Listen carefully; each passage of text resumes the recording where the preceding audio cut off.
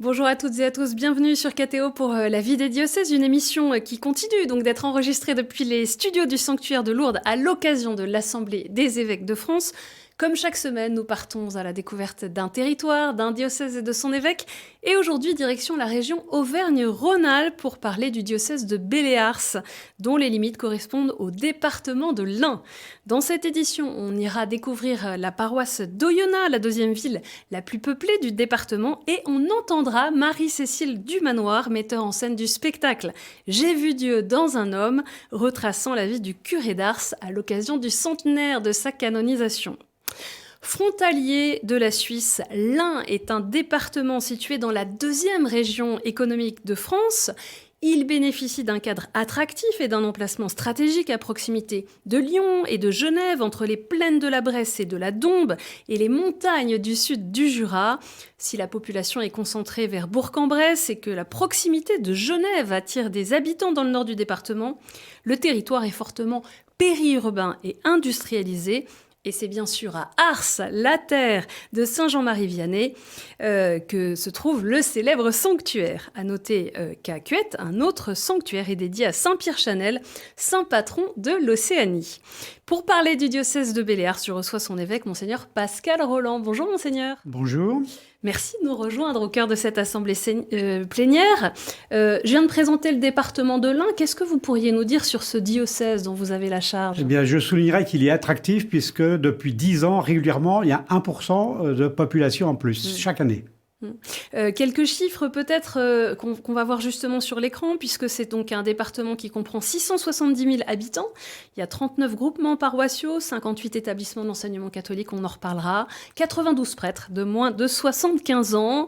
Il y a actuellement 2 séminaristes en formation en discernement, 18 diacres permanents. Et puis 17 communautés religieuses, ce sont quelques chiffres au milieu de tant d'autres. Mais avec vous, justement, on va mieux connaître ce diocèse. Quelques dates d'abord pour reprendre les points clés de votre parcours. Monseigneur Pascal Rolland, vous êtes donc évêque du diocèse de Belléars depuis 2012. Vous êtes né en 1951 à Chatou dans les Yvelines et vous fêterez donc vos 75 ans en janvier prochain. Vous avez été ordonné prêtre en 1979 pour ce diocèse de Versailles. Parmi toutes les missions que vous avez assumées, je mentionne celle d'aumônier diocésain du catéchuménat des adultes de 1995 à 2000. Et avant d'arriver dans ce diocèse, vous étiez à Moulins comme évêque de 2003 à 2012. Votre devise épiscopale, elle vient de l'évangile de Marc au chapitre 16. Annoncer l'évangile, proclamer la bonne nouvelle. Alors, je viens de le dire, Monseigneur Pascal Rolland, vous allez fêter vos 75 ans dans quelques semaines. Dans quel état d'esprit est-ce que vous vivez ce que sont peut-être les derniers mois de votre épiscopat ? Très paisiblement, j'ai programmé l'année comme d'habitude et puis je m'en retirerai quand le Saint-Père aura nommé un nouvel évêque à qui je laisserai la place. Qu'est-ce que, au bout de toutes ces années, comme successeur des apôtres, comment est-ce que vous relisez cette charge, cette mission ? Je crois qu'il y a eu un beau progrès dans l'unité parce que nous sommes dans un département qui est très éclaté. Il n'y a pas d'unité ni géographique ni historique. Et donc, chacun travaille un peu dans son coin, spontanément. Et je crois que depuis quelques années, il y a quand même un beau travail d'unification, où on apprend à vivre en commun ces diversités, qui sont une véritable richesse, mais vraiment dans la communion fraternelle. Et pour vous-même personnellement, d'avoir été depuis 2003 évêque, dans quel état d'esprit est-ce que vous êtes ?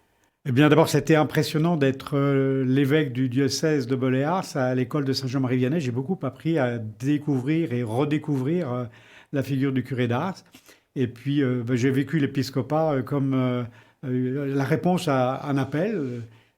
Quand j'ai été ordonné prêtre, j'ai promis obéissance. Donc, je me suis laissé conduire par le Seigneur. Et je sais que quand on fait confiance au Seigneur, on sait en qui on a mis sa confiance. Je le disais en introduction, Oyonnax est la deuxième ville la plus peuplée du département de l'Ain, dans un bassin économique très important, très industriel, au cœur de ce qu'on surnomme la Plastique Valley. La paroisse multiplie les initiatives, notamment au service des plus jeunes, qu'il s'agisse de la pastorale dans l'enseignement catholique ou du développement d'un patronage. Et tout récemment, à votre demande, Monseigneur, la paroisse a accueilli une nouvelle communauté de 4 sœurs malgaches qui viennent aider la paroisse dans sa mission auprès des plus précaires. C'est ce qu'on va découvrir dans ce reportage à Oyonnax de Vincent Fayolle. Les enfants, on y va ? Oui. J'ai rien entendu. Les enfants, on y va ? Oui. Ah bon, Comme tous les mardis à la sortie des cours, le père Daniel accompagne les enfants de l'établissement Saint-Joseph à Oyonnax à leur séance de catéchisme. Ils rejoignent d'autres enfants à l'église de Notre-Dame-des-Plaines, située au cœur d'un quartier populaire et multiculturel. On a un groupe de caté, donc plutôt ici, le mardi soir, avec des jeunes qui viennent de l'école catholique, etc. Et puis on a un groupe qui vient du patronage, avec des jeunes qui viennent de familles d'immigrés qui n'ont pas de papier et qui sont souvent en situation assez instable. Il y a plusieurs demandes qui se font, donc on essaye de se mettre au service. Tout ce qui peut faciliter, un peu être au service des parents, alors on essaye de le faire, quoi. Rendre plus accessible aux jeunes la parole de Dieu et la rencontre avec le Christ, c'est la mission que s'est fixée la paroisse. Pour Ivana, résidente du quartier et mère de famille, c'est une vraie richesse. Ça que je trouve que c'est bien ici, pas seulement ici dans le catéchisme, mais en général à la paroisse, c'est qu'il y a beaucoup de richesses dans tout ça qu'on apprend. Les homélies, ça nous conduit chaque fois à approfondir plus la foi. Et les enfants se rendent compte aussi de tout ça. Pour contribuer à ce dynamisme, le diocèse a fait venir de Madagascar 4 sœurs de la congrégation du Cœur Immaculé de Marie de Diego Suarez. Bonjour tout le monde. Aujourd'hui, le curé de Notre-Dame-des-Plaines, le père Laurent Revel, accompagné de laïcs engagés dans la paroisse, fait visiter à 2 d'entre elles le patronage dont elles auront la charge et leur futur lieu de vie. Pour lui, la mission d'une paroisse, c'est d'accueillir. La présence des sœurs ici donne un visage nouveau et en même temps un visage qu'ils ont connu auparavant. Une église ouverte, une église accueillante, c'est tout d'abord ça ce que nous désirons et les sœurs vont vraiment s'inscrire dans cette démarche. Arrivées en septembre dernier, les sœurs ont déjà pris la mesure de la mission qui leur est confiée. On nous a expliqué tout ce qu'il y a à faire ici. Et il y a vraiment du pain sur la plage. Mais ce n'est pas nouveau pour nous, puisqu'on a fait aussi à Madagascar le travail de l'éducation, la catéchèse, l'accueil et tout ça. Mais c'est la culture qui est très différente. Les enfants aussi n'hésitent pas à nous côtoyer et à parler avec nous. Il y en a qui a déjà pas posé la question, mais vous restez là pour combien de temps? J'ai dit peut-être pour des années, des années. Oh, bravo! C'est ce qu'ils ont dit. Des années de mission à venir pour les sœurs et pour la paroisse, qui dans le quartier prioritaire de la Plaine, veut continuer à bâtir des ponts. On a vu donc cette paroisse d'Oyonnax. En quoi est-ce qu'elle est représentative d'une dynamique dans le diocèse ? Eh bien, c'est une paroisse qui est, comme vous avez pu avoir un petit aperçu, composée de populations qui viennent d'un peu partout. Traditionnellement, c'est une région qui a beaucoup accueilli de populations immigrées qui sont venues là à cause de l'emploi. Et j'avais le souci qui est l'implantation d'une communauté religieuse parce qu'il faut le témoignage de la vie communautaire, fraternelle, le témoignage de la gratuité aussi de l'annonce de l'Évangile et une présence privilégiée auprès des populations les plus fragiles, les plus pauvres. C'est arrivé justement de ces sœurs au cœur du quartier de la Plaine, qui a transformé l'église Notre-Dame de la Plaine. C'est aussi une façon de répondre aux besoins d'un quartier en extension. Oui, exactement. Et la municipalité a vraiment le souci de ce que les gens vivent les uns avec les autres et pas les uns à côté des autres. Et donc, ils ont accueilli avec beaucoup de joie la venue de ces sœurs parce que ça va contribuer justement à ce climat de fraternité. On a vu leur intervention aussi dans les établissements de l'enseignement catholique de la paroisse. Il y a 16 000 élèves qui sont scolarisés dans les établissements de l'enseignement catholique dans l'Ain. Pourquoi est-ce que vous voulez réécrire les orientations diocésaines de l'enseignement catholique ? Parce que le contexte a beaucoup changé. Donc, quand on fait un projet, c'est valable pour 5 ans. Après ça, il faut renouveler. Et donc là, on vient d'avoir, pendant les vacances de Toussaint, un petit pèlerinage à Assise avec les chefs d'établissement d'enseignement catholique. Ils étaient pratiquement tous là. Et on a commencé justement à réfléchir ensemble, à partir de l'Évangile, à la réécriture de ce projet. Qu'est-ce qui en ressort ? Quelles sont peut-être les nouvelles orientations ou les confirmations que vous sentez déjà ? Eh bien, j'ai été sensible au fait que les chefs d'établissement étaient très sensibles à la pauvreté. On était à Assise, donc à l'école du Poverello, Saint-François. Et donc là, c'était vraiment quelque chose qui était important, je pense, et qui va être repris. Il y a déjà ce souci, c'est traditionnel dans l'Église et dans l'enseignement catholique, mais je pense qu'il va y avoir un accent supplémentaire. Il y a également une réflexion en cours dans les doyennés sur les orientations pastorales des 10 prochaines années. Qu'est-ce qui vous semble prioritaire pour mieux annoncer l'Évangile, si je reprends votre devise épiscopale? Alors, c'est d'être attentif au souffle de l'esprit. C'est-à-dire que, comme partout, on a tendance à reproduire ce qu'on a déjà fait. Hein, on a toujours fait comme ça. Et il s'agit d'être attentif au souffle de l'esprit et apprendre à faire autrement cette annonce pour s'adresser à la population qui est là aujourd'hui. Ça veut dire quoi concrètement? Concrètement, par exemple, je vois arriver beaucoup comme partout un petit peu en France, des nouveaux venus qui découvrent la foi chrétienne et qui sont pleins d'idées. Il ne faut surtout pas les brider, mais leur laisser toute leur place parce qu'ils sont porteurs du souffle de l'esprit. Et je vois, par exemple, une paroisse où c'est des jeunes familles comme ça, des jeunes venus à la foi, qui ont créé un patronage. Le manque de ressources financières vous a aussi conduit ces derniers mois à vendre certains biens immobiliers.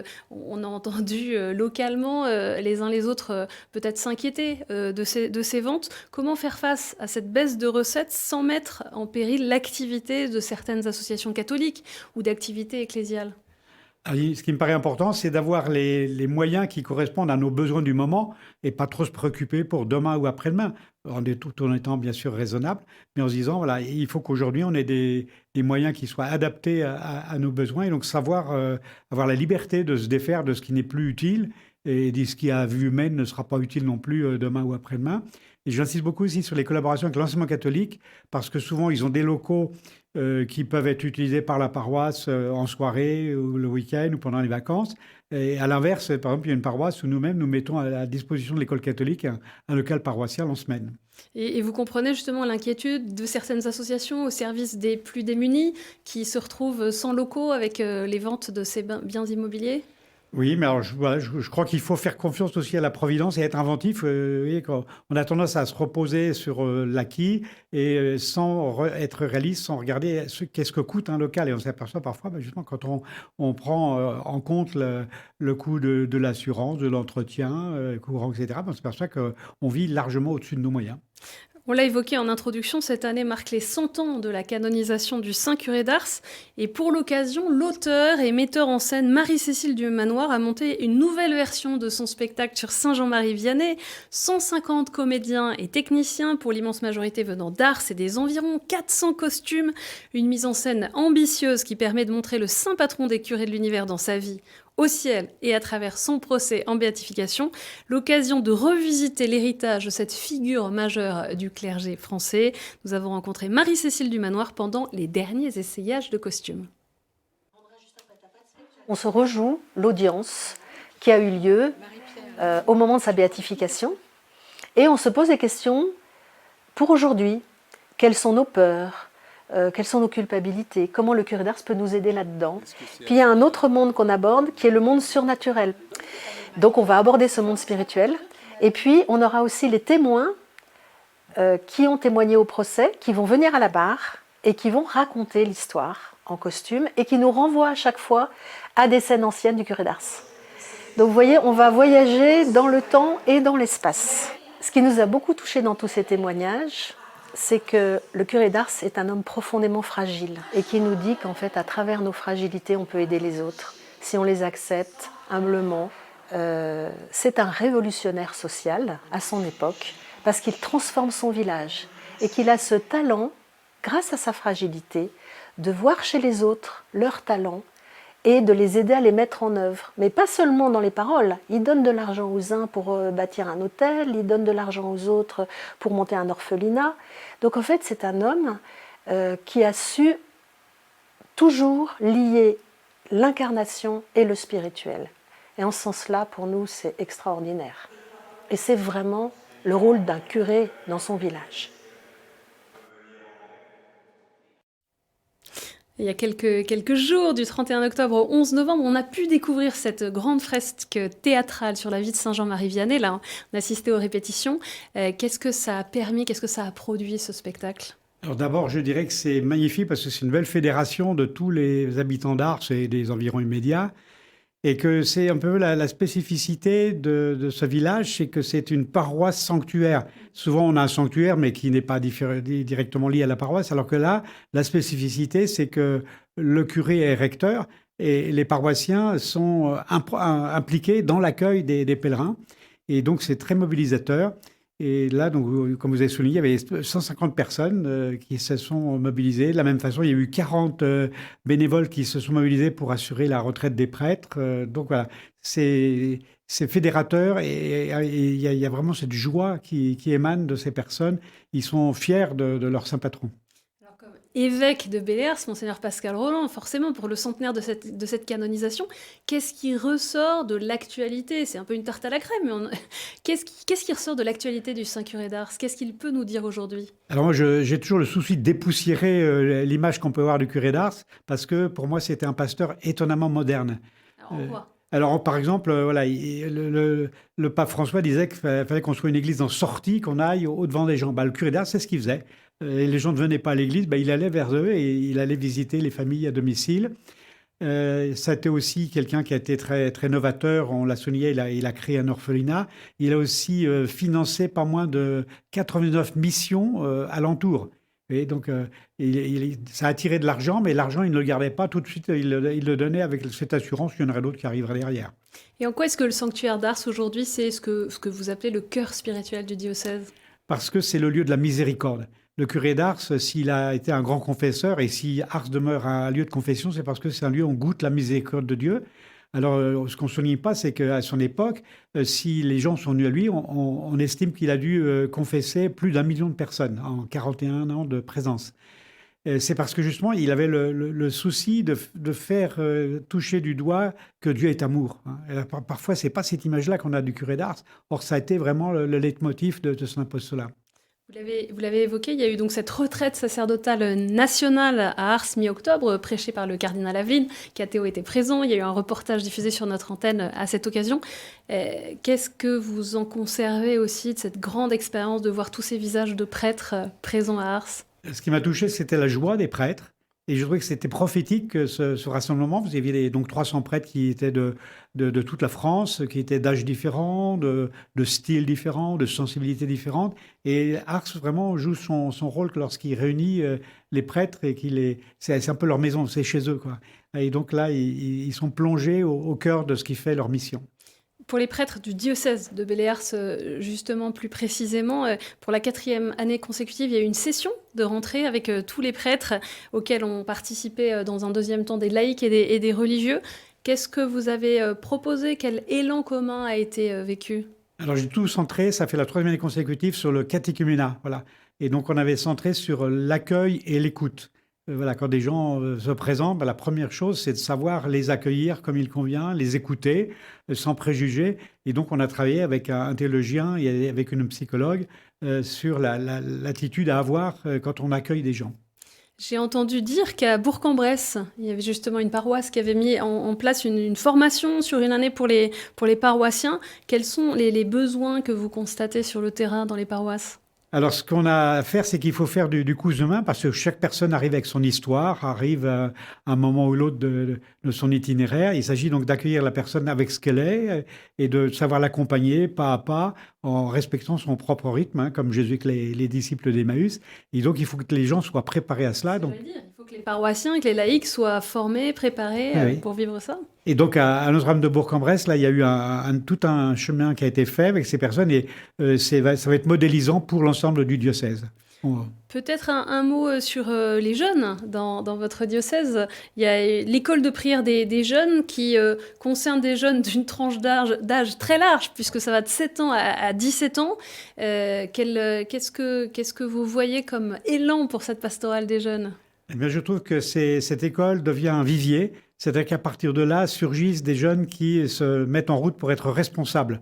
On a un nombre de responsables important qui, donc, chaque année, vont plus loin dans la formation, se préparent pour faire le BAFA, le BAFD, etc. Et s'engagent au service des plus jeunes. Et je crois que l'Église est un des rares lieux dans la société d'aujourd'hui où on propose des responsabilités aux jeunes, on leur fait confiance et ils font des merveilles. Les patronages aussi sont une réalité qui correspond peut-être à un besoin dans le territoire. Je crois que ça correspond à un grand besoin aujourd'hui. Et donc, on a quelques lieux, notamment à Belay, où il y a et puis à Bourg aussi, on a des gros patronages. On a d'autres qui sont plus petits, plus modestes. Et on va les rassembler pour que l'expérience des uns puisse servir aux autres et puis qu'on puisse s'enrichir et aller plus loin. Monseigneur Pascal Roland, je vous propose de passer à la dernière séquence de cette émission, les questions de terrain.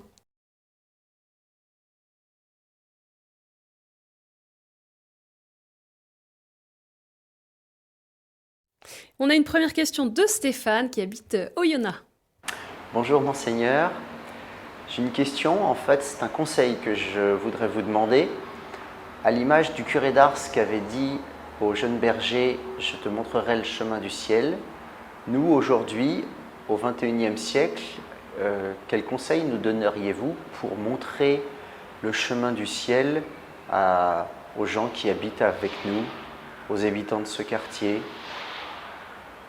aux Français en règle générale? Une belle question de Stéphane. Belle question. Je dirais, c'est de montrer avec toute simplicité ce qui nous fait vivre. On n'a pas à faire des grands discours, mais un témoignage sur comment la rencontre de Jésus-Christ, elle transfigure notre vie, comment elle nous met dans la joie. On est dans un monde qui est beaucoup marqué par le manque d'espérance. Donc, montrer comment nous, on a une espérance parce qu'on voit le ciel. Qu'est-ce que c'est pour vous le chemin du ciel ? Le chemin du ciel, c'est d'accueillir l'amour de Dieu, c'est de découvrir qu'il y a un amour qui nous précède et qui est infini, et que cet amour nous envahit et qu'on reçoit le don de l'Esprit Saint pour en vivre et le répandre autour de nous. On a une autre question d'Isabelle. Bonjour Monseigneur, j'aurais une petite question à vous poser par rapport à l'enseignement catholique. Un nouveau secrétaire général, Guillaume Prévost, vient d'être nommé et il a des paroles très fortes. Il parle du besoin de radicalité des jeunes, de la prière avant les cours et d'une liberté qu'a l'enseignement catholique et qu'il ne prend pas. Et qu'en pensez-vous et que va faire notre diocèse par rapport à toutes ces nouvelles orientations ? Je crois que notre diocèse est bien en marche. Je vous l'ai dit tout à l'heure, c'est une de mes priorités que d'être présent près de ces 16 000 jeunes qui sont confiés à nos établissements. Je vous ai rappelé aussi qu'on a fait une retraite avec les chefs d'établissement à Assis. Et on a ce souci de la formation spirituelle aussi des chefs d'établissement et de bien leur dire que voilà, tout ce qui n'est pas interdit est autorisé, qu'ils ne se freinent pas et qu'ils aient de l'audace pour donner le meilleur d'eux-mêmes. Et puis je fais toujours un appel, c'est que si on veut des établissements d'enseignement catholique, il faut aussi qu'on ait des chrétiens qui s'engagent. Parce que parfois, certains bouts de ces métiers qui sont difficiles, qui sont mal rémunérés, mal considérés en société, il faut qu'on ait des chrétiens qui aient l'audace de s'engager. L'appel est lancé. On a une dernière question de Christiane, Monseigneur Pascal Roland. Bonjour Monseigneur Roland. J'aimerais vous poser la question suivante. Si vous restez quelques jours dans votre épiscopat, quelle chose vous aimeriez changer sur les quelques jours qui vous resteraient ou quelques semaines que vous n'avez pas pu changer? Question un peu difficile. Moi, spontanément, je dirais, j'ai rien envie de changer. J'ai envie de vivre le quotidien, vivre ce que j'ai à vivre et à faire vivre aux autres. C'est-à-dire toujours insister pour que justement chacun, là où il est, annonce la bonne nouvelle, dise sa joie, dise son espérance, soit témoin de la joie d'être disciple de Jésus. Une dernière question pour cette émission, puisqu'on arrive à la fin de l'année jubilaire. Pour la clôture de l'année jubilaire, comment est-ce que les paroisses dans le diocèse vont pouvoir manifester d'une manière plus spécifique cette fin du jubilé de l'espérance ? Alors, je demande aux paroisses pour le jour de l'Épiphanie, pour la clôture, justement que ça ne soit pas une clôture, mais que ça soit un tremplin pour aller plus loin et que les paroisses aient le souci de mettre en avant des signes d'espérance. Voilà. Tout au long de cette année, on a certainement vécu des choses fortes et c'est important que ça ne soit pas oublié, mais qu'on puisse en témoigner pour donner des signes qui permettent d'aller de l'avant. Et alors, pour vous, si vous regardez cette année de Jubilé de l'Espérance, quel signe est-ce que vous avez pu percevoir ? Alors, je reviendrai sur les catéchumènes, jeunes et adultes, qui sont venus beaucoup plus nombreux et qui continuent de venir nombreux. Et moi, je suis émerveillé parce que là, on est face à des personnes qui ont découvert Jésus et qui ont découvert le Christ comme sauveur. Et alors, comme disait un évêque de la province, autrefois, on avait des gens qui avaient découvert l'Église et il fallait leur faire découvrir Jésus. Aujourd'hui, c'est le contraire. Ils ont rencontré Jésus, il faut leur faire découvrir l'Église. Voilà, on ne vit pas sa foi seule, mais au sein d'une communauté chrétienne. Merci beaucoup, Monseigneur Pascal Rolland, d'être venu sur le plateau de la vie des diocèses depuis Lourdes. Pour en savoir plus sur le diocèse de Belley-Ars, rendez-vous sur le site internet catholique-belley-ars.fr.